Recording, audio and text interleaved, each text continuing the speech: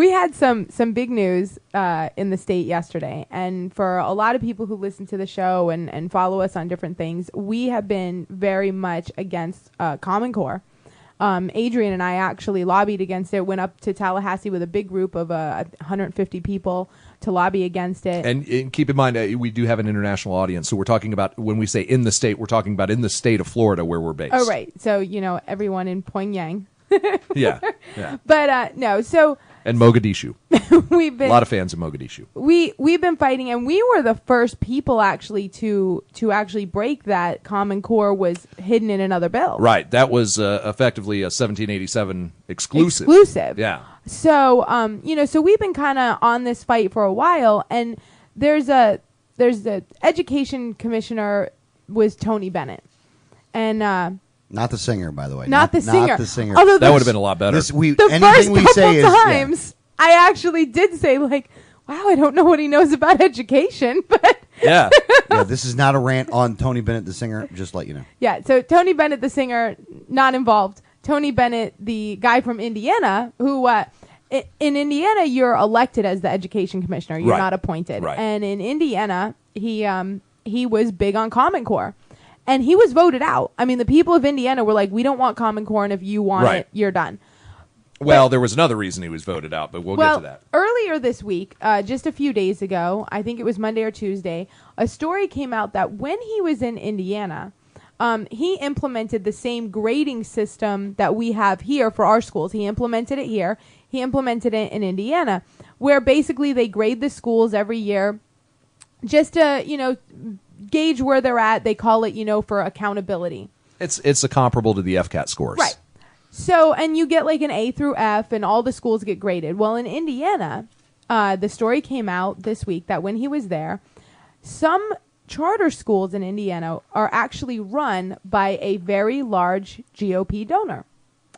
And those schools one year actually did drop in grade. They went from A schools to C schools, or D. And Tony Bennett went to his staff, and there's a lot of memos and emails that have now been released that he was saying, well, we can't have that. That would be very bad for that school, and we're reporting it as an A. And it would be bad for his campaign contributions. Right. And because those schools, again, were owned by big GOP donors. Right. These were very large GOP donors, and you're right, he was an elected official, so, big donors is what you need. And so he, kind of fudged the books a little and told his staff, we're not reporting that. Wait a second. I don't know about fudge the books. He changed the grades. He changed the grades. He just said, nah, these are A schools now. Which I gotta tell teacher would be fired for that. Yeah. Yeah. I don't like the insinuations you guys are bringing up, by the way. Maybe he sent him over some extra credit to get their grade up. Can you do some summer school? Yeah. Well, no, the extra credit is, can you write a bigger check? A bigger check. Right. So this was kind of a big thing that came out, and several groups around the state who have been fighting Common Core all put out things to their people saying, another part of this is he actually did this in Florida, but not just for large GOP donors. He actually implemented a system that a school could not fall more than 2 grades. Yeah, it's systemic in the system. He basically set up a rule like this. Right. So, but he violated that rule too. Right, he did. But because these were the ones that fell from an A to a C, and he changed them back to A's. Right. No. This happened in Indiana. This didn't happen here. Yeah, that's what I'm talking about. Right. Oh. But in Florida, he had kind of done the same thing and was getting a lot of heat before this Indiana story came out.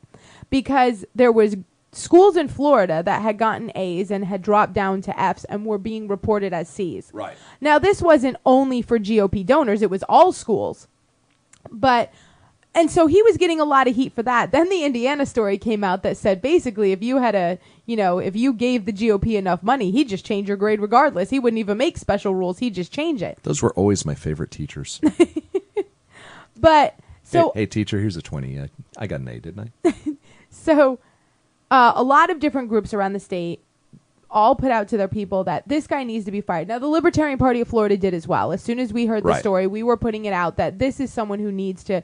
this should not be the person running our school system for our children. Well, in addition, he's a huge proponent of Common Core, which Right. is horrible. Which is horrible. Yeah. For our schools. And what you saw across the state of Florida was very coordinated effort. Yeah. Yeah, it was. And we do coordinate a lot of efforts like this, but this time it was totally organic and independent. And I would have to say that the 10th Amendment Center was really the one that laid the groundwork for everything to happen. They had a great tool where you could go onto their website and send your legislator an email very quickly. You could do it right through their site, and it would send it right away. Well, it's Liberty Action Central, but it's not them, but it's But it's it runs through their site, okay.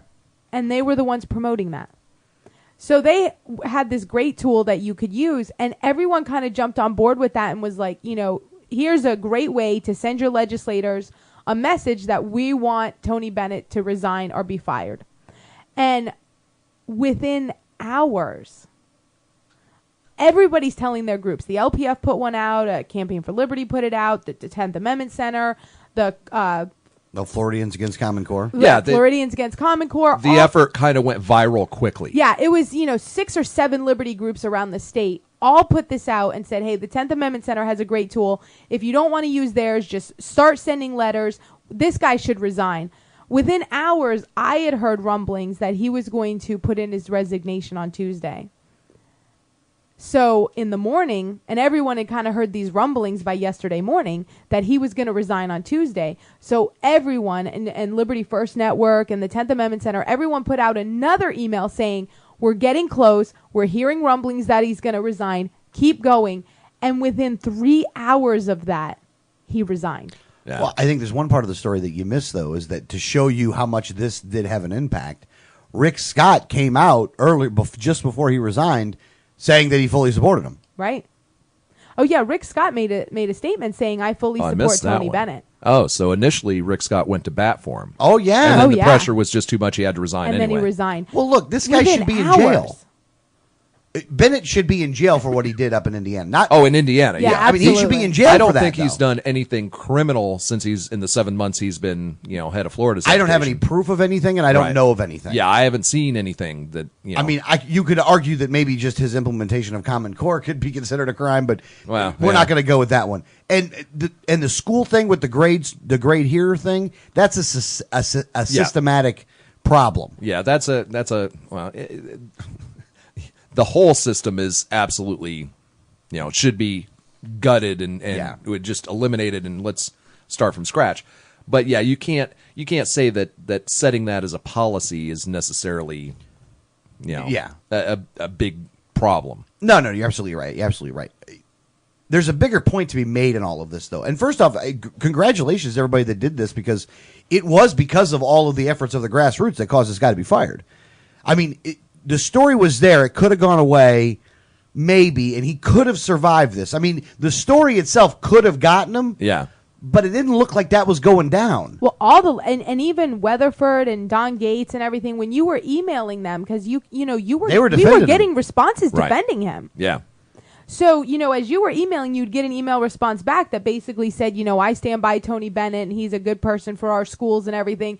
So it's not like anyone in the legislature was taking this story and saying, well, we're looking into it. Well, but They you were- never know. You never know. They weren't might have publicly They weren't saying public- that. publicly they saying might that. have been publicly defending him and things like that, but by the same token, in the back room, they're telling him, "Hey, you're causing too much heat. Resign." But if they wanted this then story, again, it may have been on him too. if they wanted the story to go away, Right. what do you say? Oh no, I fully support him. There's no credibility to that.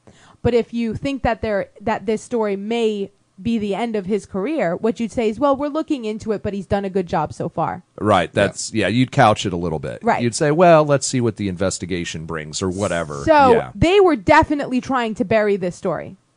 Yeah, you're probably right. Yeah. And within 24 hours of all of this happening, we heard rumblings of a resignation coming. And within 3 hours of that, of people saying, no, keep going, it's working, he resigned. Yeah. Yeah, yep. Now the question is, who replaces him? Well, Yeah. I don't think we're going to get anyone any I better. heard the name of the front runner at this point, but it was a woman, and I wasn't familiar with her. But I'm sure whomever it is going to be a big proponent of Common Core. More than likely. I mean, that's the people that they hire. It's the people they like. I mean, that's what they look. What Will Weatherford, I got an email back from Will Weatherford on this. I imagine it was a form letter, so everybody got basically the same one back. But he spoke about how he actually did like this guy, and he does want these standards, and he is going to comply with the federal government on this stuff. So now in the same thing he did say how, well, we need a solution for Florida, but that's where you get the see, and this is where these guys are so slick, because let's give you the slick part here.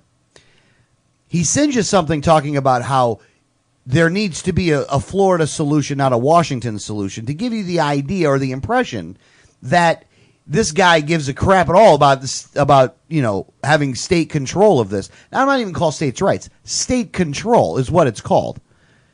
If you're bowing to the feds and all the stuff that they're saying, then you don't have the control anymore. And then for him to be so disingenuous in his letter just goes to show you shouldn't trust anything Will Weatherford has to say or thank him for anything. Well, no, go ahead.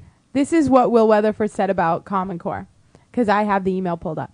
I support strong academic standards for Florida students. We owe it to our children to ensure that we have quality education that translates into high-paying jobs. My concern is not with the common sense Common Core standards. I have great concerns with the assessment associated with Common Core. We need to find a solution that's right for Florida, not Washington, D.C. How about the biometric data cataloging? Nothing. How about the psychological evaluations?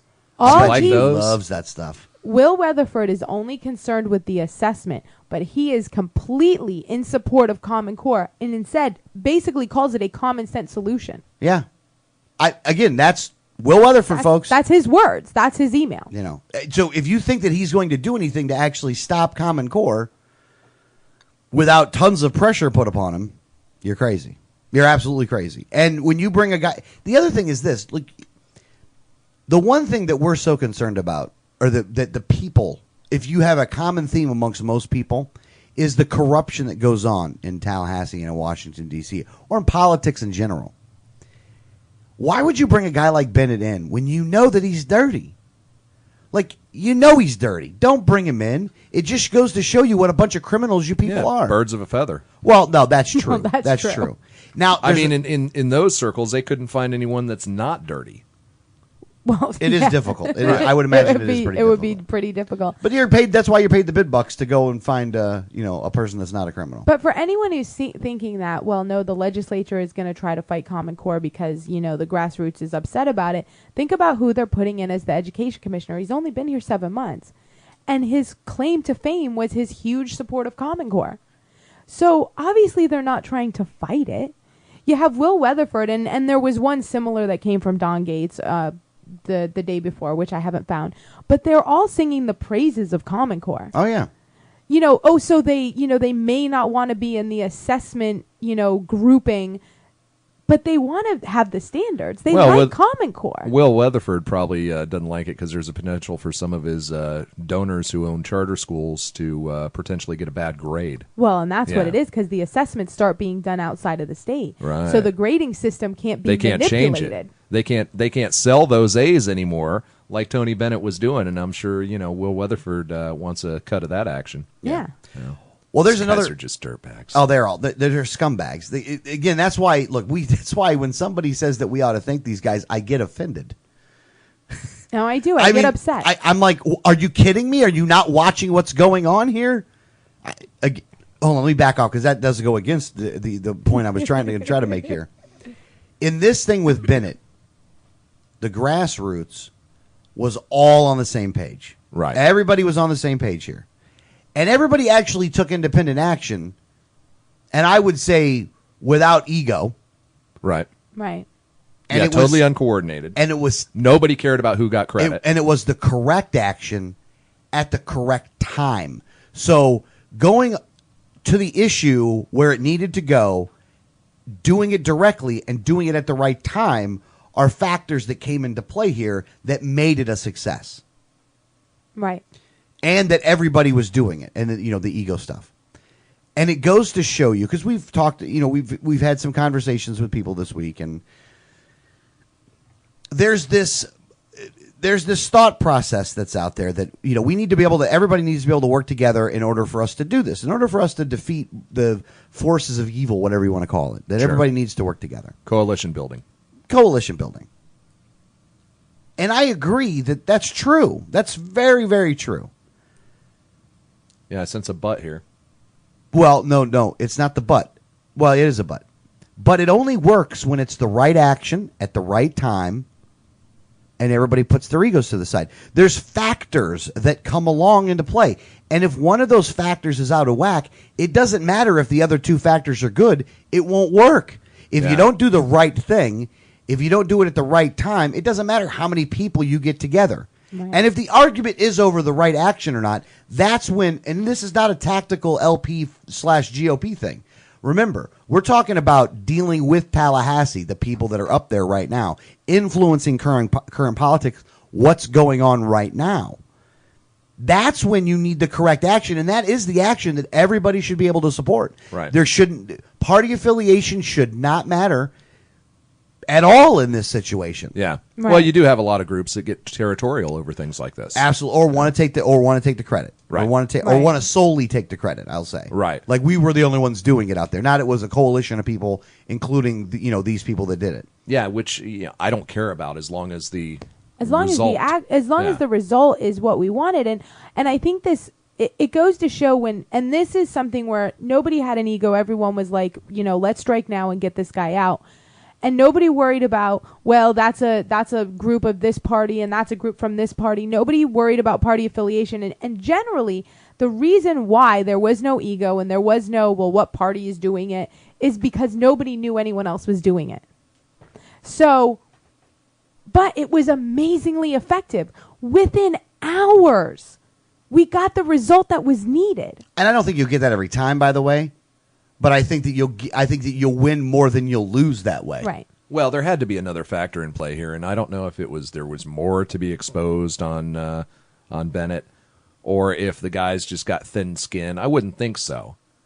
But some people just have thin skin. Well, I think that it had to look. They got to get this. They want to get this Common Core thing through. Right. So if they could, and Bennett, honestly, like I said, Bennett should be in jail for what he did in Indiana. Well, it's going to be interesting to see if he gets a golden parachute out of this.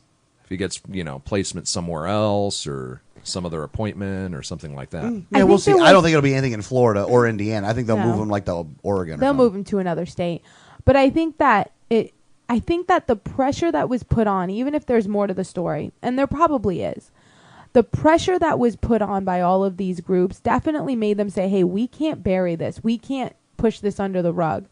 And they're going to keep coming after this. So you have to resign. So, and I think in that shows how effective all of these groups are if they would work together. But to work together, there can't be we're going to be at the top of the bill. We're going to get the credit for it. Or, you're from another party, so we don't want to work with you. Or, this wasn't done through any political party. It was just done with grassroots activists taking action at the right time. And I think that we can see by the effectiveness, if we could do that more often, we could be making a lot more wins for liberty in the legislature. Yeah, the influencing current politic thing, which is the one argument that a lot of people that are on the pro GOP side would have. Their reason for being in the GOP in their mind is what they say to people is, well, we're influencing policy or we're influencing politics or whatever. Yeah. Which, again, really? I understand. I share the wantingness to influence things. That's why I go to city council and county commission and deal with the people in Tallahassee. I understand that concept and am applying the proper method in which to do it. Now, again, the proper method is not because I made it up or I came up with it. I'm not the inventor of the idea. I'm only the I'm only the person or one of the people of many that understand that they actually make laws at the county commission meetings. They're actually passing things at the city council, and they're actually doing that in Tallahassee. And those are the people that make those decisions. And that's it. Well, I would argue that the Libertarian Party, and I'm going to go a little partisan here, that the Libertarian Party has far more influence at this point in Tallahassee than does any of the Republican executive committees. Well, I mean, I definitely think that we've seen that the RPOF itself had actually put out a resolution against Common Core. The RNC, which has been totally ignored Right. by all the Republican politicians in Tallahassee. The RNC put out a resolution against Common Core, which has been completely ignored by all the Republicans in Congress, with a very few exceptions. Right. So we've seen the Republican Party policy-wise come out against it, but their people in office are just ignoring that. Yeah. When you got a bunch of grassroots activists together to take action, it didn't matter. Nobody was saying, hey, I'm a Republican and I want you to fight. I want Tony Bennett's resignation, or hey, I'm a Libertarian. Nobody knew. Nobody cared. It wasn't a partisan thing. It was the action that meant something.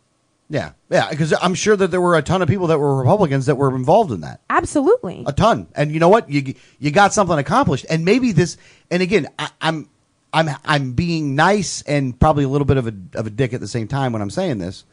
But maybe now you'll understand the point we're trying to make to you when it's like, look, if you're looking to influence things, then we know how to do that. We're trying to do that. We'd love your help on some of these things where you're not there. But here's the thing. There's a certain percentage of people that are at the county commission meetings and are at the city council meetings. And you know what? Those people are a lot, if you're looking at percentages of people, there's a lot more people that were considered Tea Party people who are actually at those things now. Where the other part of the movement, which was the people from the Ron Paul campaign, not nearly as many of those people are actually involved in the county commission meetings and the city council meetings, which is actually why the Libertarian Party as a political organization is actually getting more people from the Tea Party now than from the Ron Paul people. Yeah. But more than even the Ron Paul people, because those people are set on a path. And there is no detracting from that path. Right. And that is RAND 2016. And that is RAND 2016. Or influencing the policy of the Republican Party. Or influencing policy. Taking over the Republican Party. But again, happen. That's not where the money makes the decision anyway. But again, I wanted to use it as a unity story, not necessarily to go all one way or another on it and to get too mad about it. But I do want you to understand that it's a little tough love, because it's like, okay, look, guy, we're showing you. Right.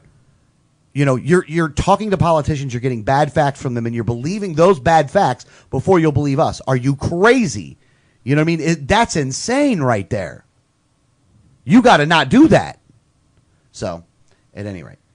No, and I just think that this was a big win for the grassroots organizations, and I would like to see more of this happen. And I think that a lot of ego and a lot of partisan kind of, well, we can't work with you because of this, has gotten in the way of that. And I would hope that this scenario and what happened with Tony Bennett will really put out to all of these groups that we can win, we can change things, but we have to stop fighting like we have been, and it has to not be about the party anymore. Well, I don't know how much we've actually been fighting. That is an undertone. There is an undertone between some of the groups, whether to do it in the Libertarian Party or whether to do it in the Republican Party. But on a lot of issues that matter, I think there's a lot of cohesion. No, I think that there's been a lot of calls to action that have been ignored by other groups because it came from one side or another. And that happens both absolutely ways. has happened. It happened both ways too. And, I wouldn't say. Are you sure it's not the issue? No. Really? No. It's been, well, we're not gonna, it's coming from them. We're not going to promote that. We're not going to promote that because it came from them. Now, were they issues like this, or were they events? Okay, no, so these were calls to action. These were calls to actions on issues that. Yeah. Now that I think it through, I can think. And of you a know couple that of there examples. has been. Yeah, I can think of a couple of examples. But maybe this will be the thing that gets everybody to realize, it gets them all on the same page. Like, maybe this issue is the one that can do that, and it's possible. I don't know if it's going to happen or not. It may, and it does cause me to want to make sure that I extend an olive branch in case people are going to try to accuse me of being the one that would try to stop it. So I'll definitely extend the olive branch out there. We'll see what happens. Try to get past some of the chips that I have on my shoulder. Look, right. I have chips on my shoulder regarding what's happened over the past several years. I'm not happy. You got a couple boulders up there. I'm not happy with the way things have gone down. I'm not happy with the level of disrespect. You know what I mean? I'm not happy with it, and people go, "Well, you're absolutely right. I've given it like I've gotten it." But remember, I got it, and I've been given it because of that. It wasn't because, well, I might have been born an a-hole, but it doesn't come out unless provoked. Don't stoke the bear, I guess you could say. But I will say this though, in this whole, I'd say you're more like Eric Cartman in that regard. I will stab you with a pen. Respect my authority. You will respect my authority. Don't forget to bring your towel.